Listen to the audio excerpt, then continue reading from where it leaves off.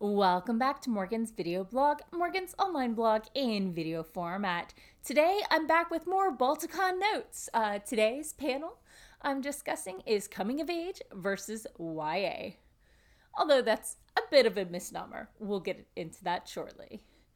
So now that YA, young adult, novels are such a large part of the book landscape, it can be a challenge to figure out where any particular novel fits. Coming of age stories, especially, they've always been such a core foundation of so many of, especially the fantasy genre in particular. But now it can be hard to know where to shelve it. Is it going with the YA or the adult books? On the titular panel at Balticon 53, Lisa Paddle, Leah Sipus, Jean Marie Ward, Ken Eltabeth, and R.R. Angel discussed ways to sort out the confusion. Now, in days of yore, this wasn't an issue. There was the children's section split up by reading level, and there was the adult section split up by genre. But with the emergence of the YA market, most famously heralded by J.K. Rowling, the distinction got a lot fuzzier. So, before we can even decide if a coming-of-age novel is YA or adult, let's go back to the basics. What is a coming-of-age story? Well, it's a character on the cusp of becoming. The character has to grow, change, and find a life that is better suited for their new self. Be it a high schooler graduating, an apprentice slaying that dragon, or a teacher retiring. A story focusing on the transition from one stage of life to the next is almost always a coming-of-age story. So, there are a few key ways to tell if your coming-of-age novel should be in the adult section or if it'll find a better home in the YA section. Here are 6 ways to tell if your coming-of-age novel is YA or adult. First off, the length. An adult novel should definitely be over 70,000 words, but a YA novel should definitely not break the 100,000 word mark. Wait. Yes, okay. I put the comma in the right place. Sometimes I have 0 issues. The voice, secondly. YA should have a genuine teen voice. Not necessarily snarky, and not so often adults get teenage voices wrong. Let's not talk about episode 3 of Star Wars. I have issues. I have deep-seated issues. Anyway, YA is often told in first-person point of view. Not necessarily, and of course there are adult ones that are, so that's not a definitive, but it can guide you in the right way. And YA books have a faster pacing voice.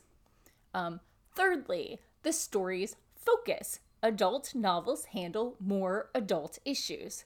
Not that teens can't handle complex issues and things like that, but adult novels typically also include things like aging parents or childcare or day jobs and that sort of thing. Teens, of course, can have to deal with all of those things. I'm not saying that they can't, but those issues may make the voice and the story better suited for an adult audience. Fourth way to tell if you have a YA or adult novel is your character's relationship with authority. YA novels typically have the teens breaking away from what was once their authority figures, parents or teachers or whatever. This, of course, is not cut and dry. Much fantasy is about breaking away from the evil overlord or whatever. And the 5th way is sentence structure. Adult novels tend to dwell more on details. Part of that is that whole pacing thing we mentioned earlier. I mentioned earlier. And secondly, adult novels tend to have a higher reading level. They don't have to, but there is a tendency. Reading level is calculated based on some formula involving syllables per word and sentence length and complexity. The Hemingway app, if you go online, just Google Hemingway app, and if you paste a snippet in there, it'll tell you what the reading level is of that particular paragraph if you're curious. So, fun fact. And the sixth way to tell if you have a YA or adult novel is, what does the marketing department think would make your book sell better? Marketing always rules. Anyway, so are all YA books coming of age novels? No, there are plenty of other stories to tell. There are stories, YA stories about the main character learning the truth about their world or themselves. There's a partial coming of age novel, but the character doesn't grow enough to come into their own. Instead of a happily ever after, you kind of get that kind of happy for now, but you know that things will need to change. And in novel series, especially like mysteries or, I don't know, Sweet Valley High, are they still doing those? The main character doesn't usually change. Instead, they follow the genre story template. And you keep reading them because the characters are familiar and comfortable, and it's the characters you're used to, etc.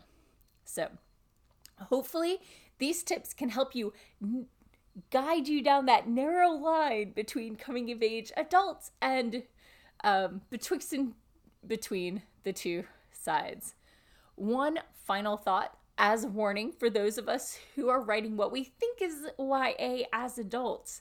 Teens are sick of people writing adults in kid clothing, thinking things that teens wouldn't think, and the whiny emo teen stereotypes. We need to represent teens more authentically, or leave it to teens themselves or those who are still close to their teens. What are your favorite coming of age novels?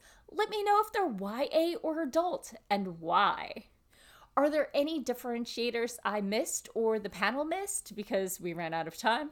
Let me know in the comments below. As always, I'll be back again with more writing tips and writerly musings. I'm going to start sharing my Worldcon notes in here because, I haven't finished with these and Worldcon just happened and it happens. But thank you for tuning in, and feel free to subscribe, and I'll see you again next week. Bye-bye.